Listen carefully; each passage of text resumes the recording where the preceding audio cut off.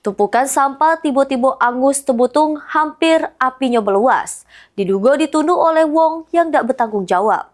Anggota Satlantas Polrestabes Palembang yang pas kejadian lagi ngatur lalu lintas. Dengan gancang mati ke api make alat seadanya.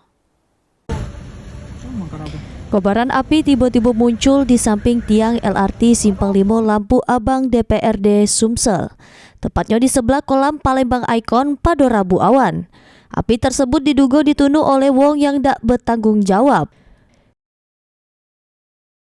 Anggota Satlantas Polrestabes Palembang bersama warga berupaya memadam ke api make alat seadanya supaya kobaran api tidak sampai besar. Anggota Turjawali Satlantas Polrestabes Palembang yang pas kejadian lagi ngatur lalu lintas di sekitar lokasi.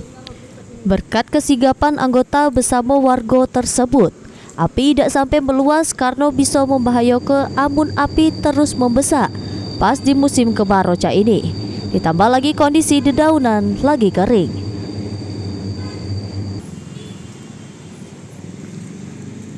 Aturan siang hari, tiba-tiba muncul api dan dengan cepat membesar kan. Jadi kami langsung gerak cepat mencoba untuk memadamkan karena api sudah menyambar ke kembang terus tiang paralon LRT ini kan.